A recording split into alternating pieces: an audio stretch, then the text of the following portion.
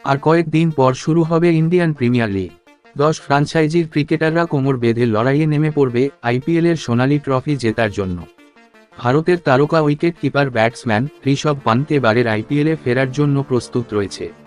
26 বছর বয়সী ঋষভ পান্ত গুরুতর গাড়ি দুর্ঘটনার কারণে গত বছর পুরোপুরি ক্রিকেট থেকে দূরে ছিলেন।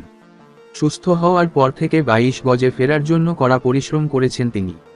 এবার দিল্লি ক্যাপিটালসের director of cricket Sourav Gangopadhyay জানিয়েছেন 5ই মার্চ এক সুখবর পেতে চলেছেন ঋষভ। বেঙ্গালুরুর জাতীয় ক্রিকেট একাডেমি থেকে ফিটনেস সার্টিফিকেট পেতে চলেছেন ঋষভ পান্ত। তারপরে তিনি যোগ দেবেন দিল্লি ক্যাপিটালস শিবিরে। সৌরভ গঙ্গোপাধ্যায় বলেছেন, ফিট হওয়ার জন্য ও সবকিছু করেছে, ফলে এবার এনসিএ ওকে ফিট ঘোষণা করতে চলেছে।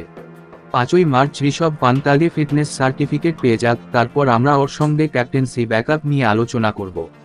আমরা অত্যন্ত সচেতনতা অবলম্বন করে ওর সঙ্গে এই বিষয় নিয়ে আলোচনা করব, কারণ ওর একটা লম্বা কেরিয়ার পড়ে রয়েছে, তাই আমরা ওকে এখন বেশি উত্তেজিত করতে পারি না।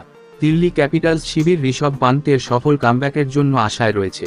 বন্ধুরা, ভিডিওটি ভালো লাগলে চ্যানেলটি সাবস্ক্রাইব করুন।